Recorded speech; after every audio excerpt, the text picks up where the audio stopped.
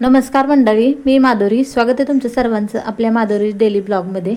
तर आज सकाळी छान अशी देवाची देवपूजा करून घेतली. खरं तर आपण रोजच सकाळी देवाची देवपूजा करत असतो, पण एखाद्या दिवशी असं काहीतरी विशेष असतं जेणेकरून आपण देवाची देवपूजा केली ना, खूप छान आणि पॉझिटिव्ह आपल्याला वाटत राहतं. तर फुलं वगैरे ठेवून छान अशी देवाची देवपूजा करून घेतली आणि इथे लगेच स्वयंपाकाला लागलेले होते, कारण साईला क्लासला जायच्या आधी ना पुरणपोळी खाऊन जायचं होतं. आता ही वटपौर्णिमेला मी पुरणपोळीचा स्वयंपाक बनवलेला होता. त्याचाच सोबतचा व्हिडिओ मी तुम्हाला शेअर करू शकले नाही, कारण त्यातल्या काही क्लिप्स माझ्याकडून डिलीट झाल्या, त्यामुळे तो सगळा व्हिडिओ मला काही शेअर करता आलेला नाही. तरी ते पाऊस बाहेर पडत होता आणि पावसामुळे ना कपडे बाहेर सुकायला टाकणं जराशी मुश्किल होते. म्हणून इथं मी मशीन घेतलेली होती. मशीनला मी कपडे तर काही धुत नाही, पण ड्रायर मात्र मी नक्की वापरत असते. पावसाळ्याच्या दिवसांमध्ये मी फक्त ड्रायरचा यूज करते, कारण मशीनला धुतलेली कपडे मला अजिबात आवडत नाहीत. आणि त्याच कारणामुळे मी ना नेहमी आहोंचा ओरडा खाते की तू एवढे पैसे खर्च करून फक्त ड्रायरसाठी मशीन घेतली, बाकी कपडे वगैरे तर तू कधीच धुत नाही. पण खरंच सांगते, मला मशीनचे कपडे अजिबात आवडत नाहीत. मी फक्त ड्रायर वापरते, कारण कपडे पटकन ड्राय होतात. बाहेर पाऊस कंटिन्यू चालू असल्यामुळे ना घरात पटकन कपडे सुकत नाहीत, आणि असे मशीनला ड्राय करून घेतले ना तर एका दिवसामध्ये छान असे कपडेसुद्धा सुकून जातात. म्हणून इथं खरं तर मी मशीन घेतलेली आहे. तर इथे कपडे मी धुवून ठेवलेले होते, कम्फर्टमध्ये टाकून ठेवले आणि ते इथे मशीनला लावून ठेवले.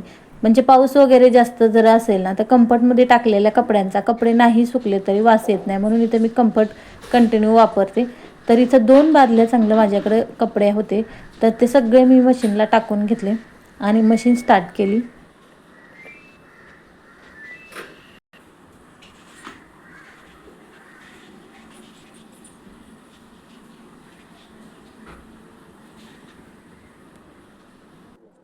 मशीन लावून मशीनला कपडे होत आहेत तोपर्यंत इथे मी पटकन वेणी घालायला घेतली, कारण असंच जर राहिलं तर दिवस कधी जातो समजत नाही आणि मग थोडीशी धावपळ होते आणि वेणी मात्र राहून जाते. म्हणून मी सकाळी सकाळी थोडीशी आंघोळ वगैरे करून घेतली की छान अशी आपली थोडीशी वेणी घालत असते. जास्त काही असं नाही, पण अगदी थोडंसं वेणी वगैरे घालून घेते, म्हणजे की आपलं रोजचं राहतं ते. तर इथे मी आवरून घेतलं, वेणी वगैरे घालून घेतली आणि मी जे घरी बनवलेलं तेल होतं ना ते वापरल्यापासून माझे केस खूप छान झाले होते. बाहेर तर पाऊस कंटिन्यू चालू होता, त्यामुळे सगळे घरभर मात्र कपडेच होते. तरीही मोठा प्रॉब्लेम होता की आता कपडे टाकायचे कुठं, म्हणून खरं तर मी आज गॅलरीमध्ये कपडे टाकणार होते, कारण बेडमध्ये ऑलरेडी सगळीकडे कपडेच होते. मशीनला ड्राय करायला लावलेलं होतं, तोपर्यंत इथे माझे पाणीसुद्धा आलेलं होतं आणि त्याचसोबत माझे सगळे कामंसुद्धा पटापट झालेले होते. आता मला फक्त ना भाजी बनवायची बाकी होती, कारण साईला पुरणपोळी खाऊन जायची होती, त्यामुळे त्याच्यासाठी मी पुरणपोळी बनवली होती आणि तो क्लासला जाताना पुरणपोळी खाऊन गेलेला होता. तर इथे मला आज ना देशी आपल्या गावरान याच्या गवारीच्या शेंगा बनवायच्या होत्या, तर त्याची रेसिपी तर मी तुमच्यासोबत आता दाखवते. तर इथे सर्वात आधी तर मग कढई लोखंडी घेतली, ती स्वच्छ पाण्याने धुवून घेतली. आता लोखंडी कढई म्हटलं की त्याच्यावर गंज पटकन पकडला जातो, त्यामुळे ते पटकन गंजले जातं. जरी पाण्याचे थोडेसे जरी थेंब असतील तरी तिथं लगेच आपल्याला लाल लाल दिसतं, म्हणजेच ते गंज येतो. तर इथे ती मी कढई गॅसवरती ठेवली. नंतर इथे लसूण घेतला, कारण आपल्याला हा तर लसूण वापरायचा आहे आणि हा मी गावावरून आणलेला देशी लसूण आहे. तरी ते शेंगा मी निवडून वगैरे ठेवलेल्या होत्या. आता हे शेंगा मी धुतलेल्या नव्हत्या, डायरेक्टली ते कढईमध्ये टाकले आणि थोडंसं लालसर होईपर्यंत भाजून घेणार आहे. आता माझी मम्मी आणि माझी आजी, मी लहान असताना दोघी मिळून या अशा पद्धतीने या गवारीच्या शेंगा बनवायच्या, आणि त्यांनी बनवलेली ही काळ्या कढईतली म्हणजेच लोखंडी कढईतली गवारणा मला खूप आवडायची. तीच आज मी इथं रेसिपी तुमच्यासोबत शेअर केलेली आहे. छान अशी इथं मी गवार भाजून घेतली, स्वच्छ पाण्याने 1-2 पाण्याने धुवून घेतली आणि मग नंतर आपल्याला याला फोडणी घालायचं आहे. त्यासाठी तर कढईमध्ये मी थोडंसं तेल टाकून घेतलं. तेल अगदी गरम होऊ द्यायचं, जास्तही गरम होऊ द्यायचं नाही, जेणेकरून आपली जे फोडणी घातलेली आहे ते करपून जाईल अशा पद्धतीत नाही. थोडंसं तेल तापल्यानंतर त्यामध्ये थोडीशी जिरे आणि थोडीशी मोहरी घालून घेतली. व्यवस्थित असं तडतडू द्यायची, कारण तडतडल्याशिवाय त्याला भाजीला आपल्या फोडणी छान अशी बसत नाही. नंतर थोडासा कढीपत्ता घालून घेतला. आता हा कढीपत्तासुद्धा ना गावचाच कढीपत्ता आहे, देशी आपला गावरान कढीपत्ता, कारण गावाकडे ना कढीपत्त्याचं झाड अगदी गेटमध्येच आहे. आणि आहो कधी गावाला गेले की मी आवर्जून तो कढीपत्ता आणायला सांगत असते. तर आहोंनी परवा दिवशीच गावावरून येताना तो कढीपत्ता आणलेला होता. त्याचसोबत इथं 2 मिडियम आकाराचे मी कांदेसुद्धा कट करून घेतले आणि 2 मिडियम आकाराचे टोमॅटोसुद्धा कट करून घेतले. व्यवस्थित असं दोन्ही हलवून घेतलं. नंतर 8 ते 9 पाकळ्या देशी लसणाच्या पाकळ्या होत्या, त्या ठेचून घेतलेल्या होत्या आणि तेही यामध्ये टाकून घेतल्या. व्यवस्थित परत एकदा हलवून घेतले. सगळं हलवून झाल्यानंतर आपल्याला यामध्ये थोडेसे मसाले आणि मग नंतर आपल्याला ही गवार टाकायचे आहे. तर इथं मी काळा मसाला म्हणजेच आपला साठवणीचा मसाला राहतो तर तो वापरला आहे. त्याचसोबत थोडंसं मीठ आणि हळदसुद्धा घालून घेतलेली आहे आणि थोडासा गरम मसाला, हे सगळं काही मी यामध्ये घालून घेतलं. व्यवस्थित असं मिक्स करायचं, कारण कांदा जास्त लाल होईपर्यंत आपल्याला परतून घ्यायचा होता, म्हणून व्यवस्थित असं सगळं हलवून घेतलं. आणि नंतर त्यामध्ये मी ते गवार टाकली. आता गवार ही 2-3 पाण्याने ऑलरेडी आपण धुवून ठेवलेली होती, तर तीच गवार इथे मी घालून घेतली. सगळी गवार घालून घेतल्यानंतर व्यवस्थित असं परत एकदा उलटण्याच्या साह्याने सगळं काही मी हलवून घेतलं, कारण एकजीव झालं आणि थोडीशी वाफ येऊ दिली तरच त्याची चव आपल्या छान लागते. आणि याच पद्धतीने माझी आई करायची, माझी आजी अजूनही बनवते. त्यामुळे गावाकडे गेले ना, शक्यतो मी दुसरं काही खाण्यापेक्षा अशा गोष्टी खूप खाते. आता सगळ्यांना तुम्हाला माहितीच असेल आईचं प्रेम किती असतं. आईकडे गेले ना दिवसभर तोंड चालू राहतं, आईचं चालू राहतं हे खा गं ते खा गं, पण त्यासाठी आपलं पोट मात्र साथ देत नाही. मम्मीकडे गेल्यानंतर मला हाच प्रॉब्लेम होतो. मम्मीचं दिवसभराचा एवढा आग्रह असतो हे खा ते खा, पण ते खाण्यासाठी आपलं पोट तेवढं साथ देत नाही, कारण पोट लगेच बिघडलं जातं. एवढे सवय नसती सारखं खाण्याची, पण तिकडे गेल्यानंतर मात्र आपण दिवसभर खात राहतो, हो की नाही. तर तुमचंसुद्धा माई लेकीचं नातं असंच असतं का? कमेंट करून मला नक्की सांगा. तर इथे मी छान अशी थोडीशी वाफ येऊ दिली, मस्त असं इथे हलवून घेतलं. आता तुम्ही पाहू शकता सगळं तेल असं वेगळं सुटलेलं होतं.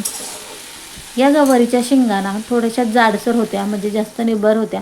ते शिजण्यासाठी इथे मी थोडंसं पाणी घातलं, कारण नुसत्या तेलावरती या वापरल्या नसत्या, म्हणून जर तुमच्या शेंगा कवळ्या असतील तर तुम्ही फक्त तेलावरती सुद्धा वापरून घेऊ शकतात.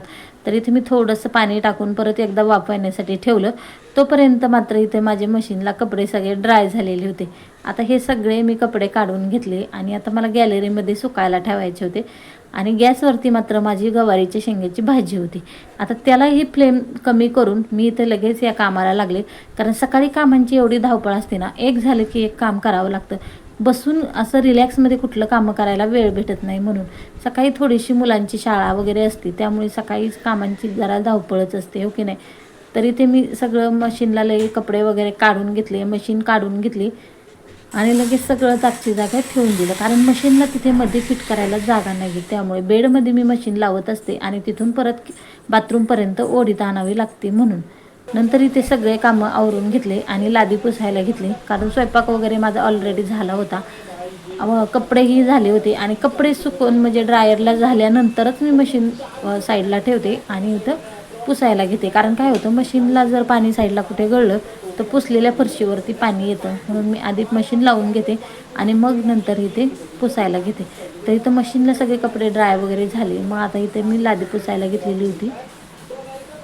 तोपर्यंत माझी बऱ्यापैकी कामं झालेलीच होते. फक्त मला साईला आणायला जायचं होतं. सकाळी 10:30 ते 11पर्यंत माझे सगळे कामं झालेले असतात. सकाळचा नाश्ता, धुणं, भांडी, जेवण, स्वयंपाक सगळं काही माझं आवरलेलं असतं. तर इथं बघा छान अशी आता आपली इथे शेंगसुद्धा वापरलेली होती. दाबून पाहिलं तर शिजली होती, म्हणून इथे थोडासा जाडसर असा आता आपल्याला शेंगदाण्याचा कूट घालून घ्यायचा आहे. जेव्हा पण आपण सुक्की भाजी बनवतो ना, तेव्हा थोडासा जाडसर कूट घालायचा, त्यामुळे ना त्याची चव अगदी दुप्पट होते. जास्त गाळ करून घालण्यापेक्षा ना थोडे अर्धे कच्चे शेंगदाणे आपल्याला यामध्ये घालून घ्यायचे. तर इथे तुम्ही पाहू शकतात, इथे मी थोडंसं 2 चमचे एवढाच तिथे शेंगदाण्याचा कूट घालून घेतला. नंतर व्यवस्थित हलवून घेऊन परत एकदा आपल्याला 5 मिनिटासाठी झाकून ठेवायचं आहे, म्हणजे छान असा आपल्या शेंगदाण्याचा कूटसुद्धा मुरल्या जाईल आणि त्याची चवसुद्धा त्यामध्ये उतरेल, म्हणून इथं मी गवारीच्या शेंगा मात्र झाकून ठेवल्या. बाकीचे सगळे कामं मी पटापट करून घेतले.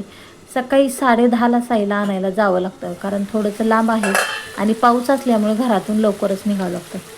पाऊस नसेल तेव्हा मी मात्र 10:45ला जाते, पण ज्या दिवशी पाऊस असेल त्या दिवशी मात्र मी 10:30लाच जाते. आणि गेले 4 दिवस झालं मुंबईमध्ये पाऊसच पडतो, त्यामुळे ह्या सगळ्या गोष्टींचा ना थोडंसं म्हणजे आपण जे जीवनशैली म्हणतो ना, ते थोडेसे डिस्टर्ब झाले आहे, कारण आपले जे रुटीन बसलेलं असतं प्रत्येक गोष्टीचं कामाचं, ते थोडंसं पुढं मागं असं सध्या होत आहे.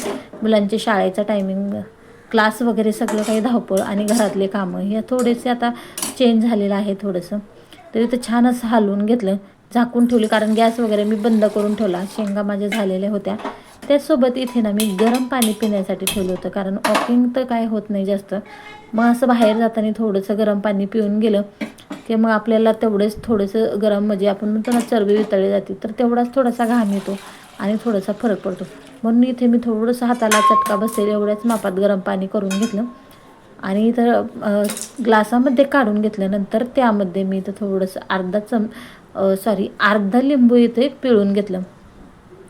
असं पाणी पिल्याने काय होतं, चेहऱ्यावरती ताजगी येते. शिवाय जे आपले बॅड सेल्स वगैरे असतात, कोलेस्ट्रॉल, तर ते बऱ्यापैकी प्रॉब्लेम ह्याने कमी होतं आपल्या आयुष्यामध्ये.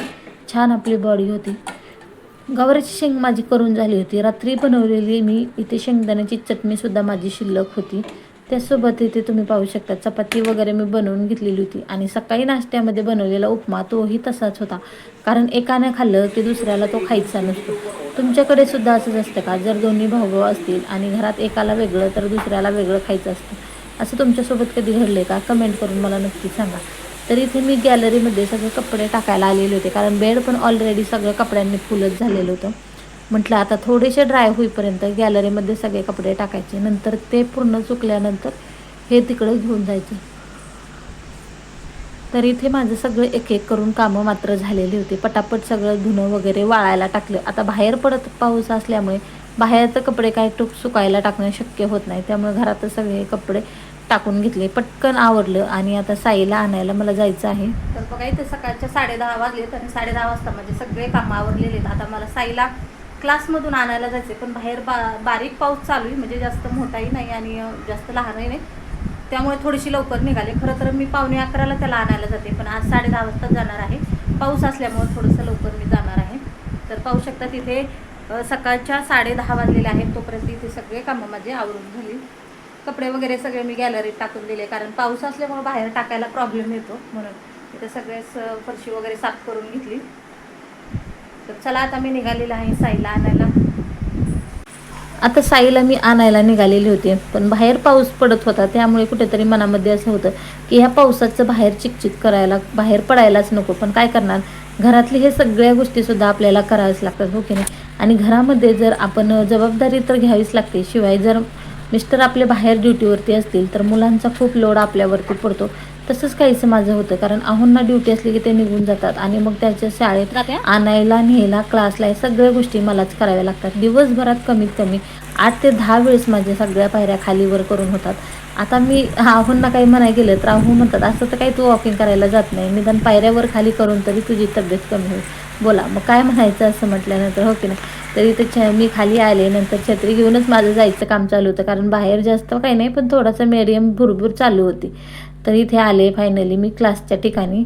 तर साईला इथं घेऊन जाण्यासाठी पटकन घरीसुद्धा आले आणि टिफिन भरायला घेतला. आता तुम्ही पाहू शकतात मी परत येऊपर्यंत एवढी भिजलेली होती.